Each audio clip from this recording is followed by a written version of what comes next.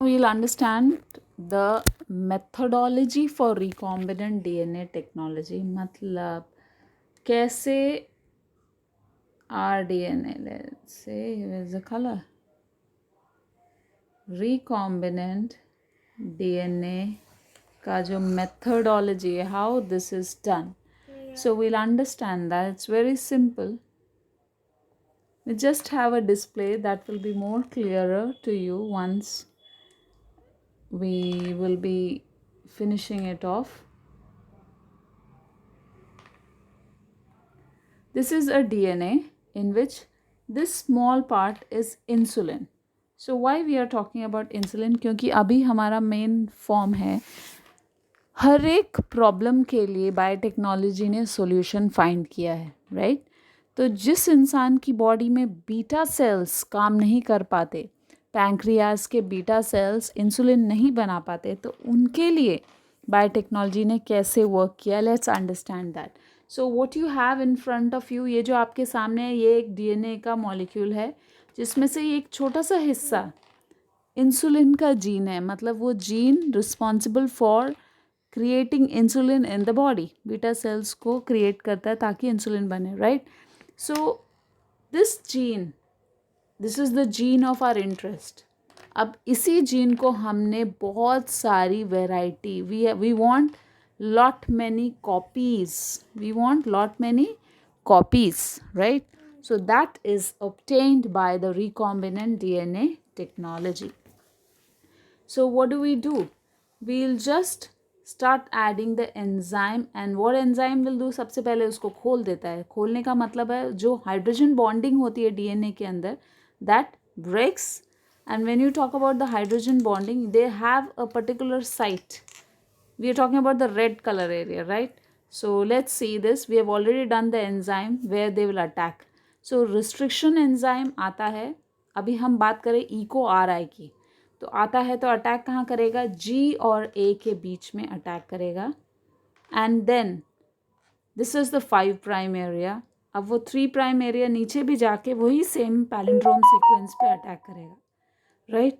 अब जो second area है वहाँ पे भी, यहाँ पे 2 साइट है, कई बार एक ही साइड होता है, यहाँ पे इन्होंने एग्जाम्पल में 2 साइड दिखाया है. So this is how they it will attack between G and A. अब कटिंग हो गई है. What did we do? We have done the cutting of DNA, right? अब हमारे पास जो चाहिए वो जीन आ गया है. अब इसको हमें इंसर्ट करना पड़ेगा, किसके पास? क्लोनिंग वेक्टर के ऊपर इंसर्ट करना पड़ेगा, जो है हमारा प्लास्मिड. प्लास्मिड में भी वही सेम साइट होता है जिसको रिस्ट्रिक्शन एंजाइम रिकॉग्नाइज करता है और कट करता है. कट करने की ज़रूरत क्योंकि ताकि हम आराम से उसे इंसर्ट कर सके जो हमारा रिक्वायर्ड डीएनए. और अब हमारे हाथ में जो आया है, नया डीएनए हमारे हाथ में आया है, you call that as recombinant DNA.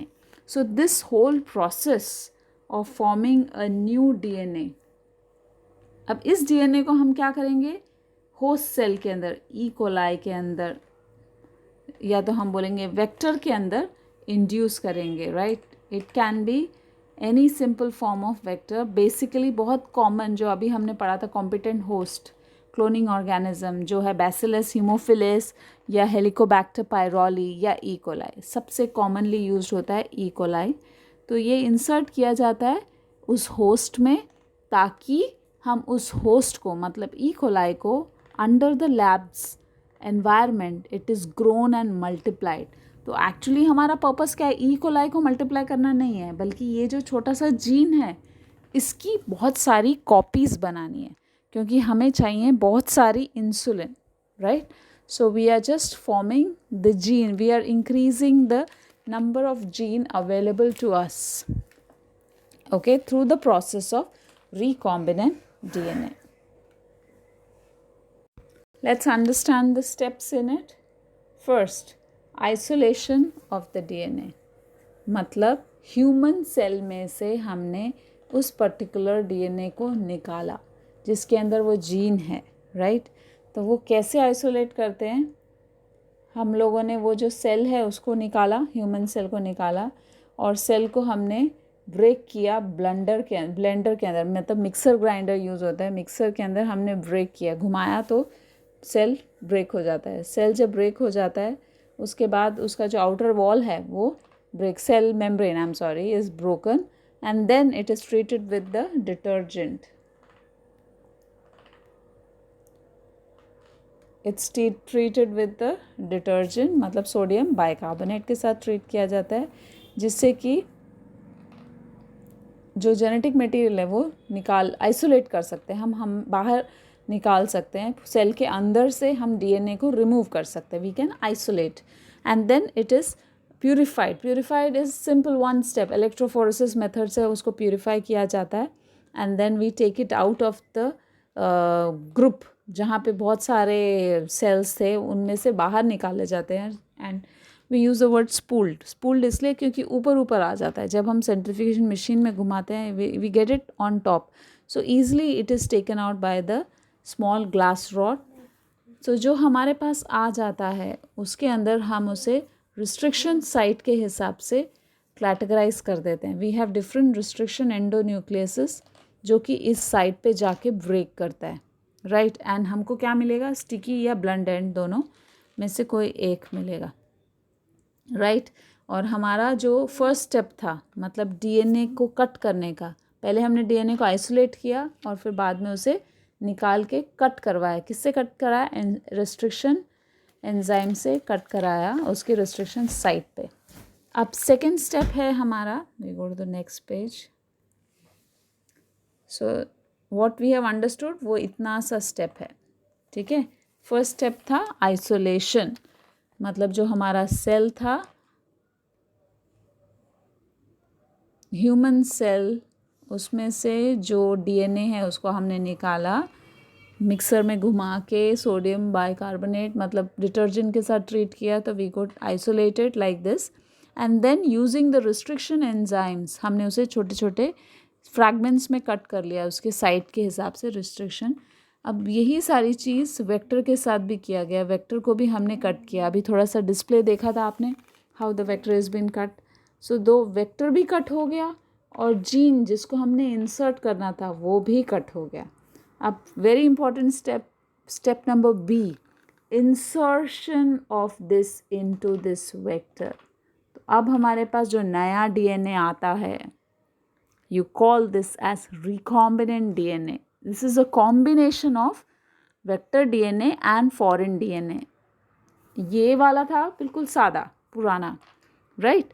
This is called as the vector DNA. But इस vector DNA के अंदर अब हमने डाल दिया है जो desired gene है, right? Foreign DNA is inserted. Now what we have got, this is the recombinant DNA. So the second step is, first step was isolation of DNA, second step is insertion of the desired. So what all things you will be writing? You have to write the commonly used vector is plasmid, वो लिखना पड़ेगा। और कौन से bacteria, it is isolated from the bacteria and जो दो pieces मिलते हैं हमें, okay let's go to this diagram, it will be more easy. यहाँ हमें एक डीएनए का पीस मिला जो जीन ऑफ इंटरेस्ट था उसका पीस मिला, यहाँ हमें टूटा हुआ डीएनए मिला। तो अब इन दोनों को स्टिक करना है, इसको चिपकाना है। कैसे चिपकाएंगे हम? We are going to stick it with the help of enzyme called DNA ligase. What is the name of this enzyme? DNA ligase. DNA ligase will act like a glue for sticking it together. So till that will be your second important part. So यहाँ पे please underline करो.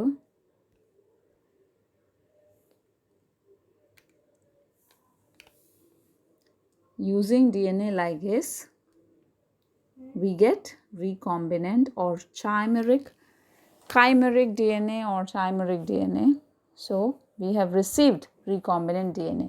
अब जो recombinant DNA हमारे हाथ में है, मतलब हमारे हाथ में ये recombinant है, इसको हमें इंसर्ट करना है कहाँ पे?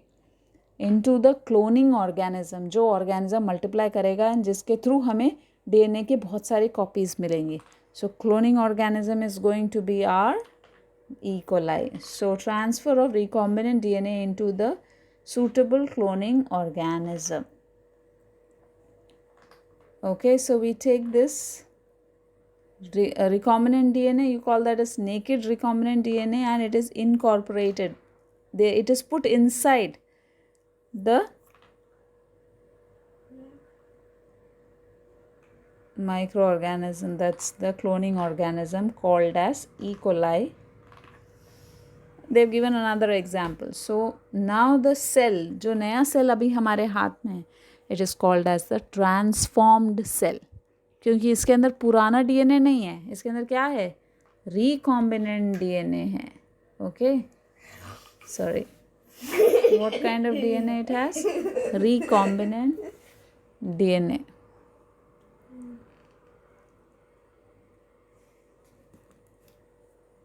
And how would we do that? This insertion can be done by few methods.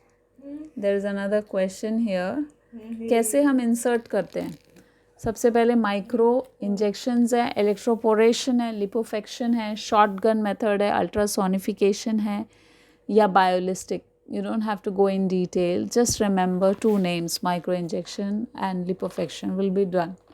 Okay, so हमने insert किया, and the next step, fourth step is selection of the transformed host. तो हमारे पास जो होस्ट है वो मल्टीप्लाई होता जाएगा. जब वो मल्टीप्लाई होगा, कुछ होस्ट अपने अंदर प्रॉपरली ग्रो कर पाता है. ओके, सो अब हमारे पास if you see this diagram, what do we have? हमने इंसर्ट कर दिया.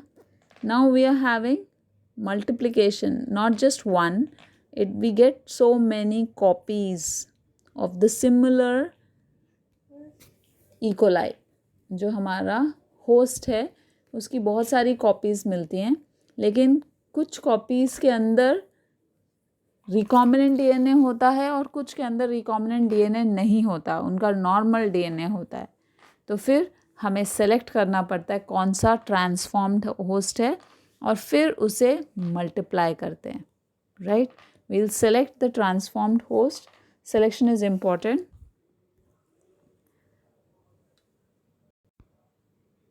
And we will be selecting. So the fourth step is, we'll repeat from the beginning. First step was isolation, second step was insertion, third step is transfer of recombinant DNA, and the fourth is selection, and at last multiplication. जो हमारा selected E coli है जिसके अंदर recombinant DNA होता है, उसको हम multiply करते हैं by the method of fresh culture media. We will give them nutrient and it will be multiplied by the screening process. उनको अच्छी तरह ऑब्जर्व करके उनको मल्टीप्लाई कराया जाता है. And at last expression of gene. Next step is जो हमें चाहिए लैब में बनाया जाता है. Alcohol, enzymes, antibiotics, vaccines. So whatever we want is been made out of the transformed host cell. So this is the end of your recombinant DNA technology.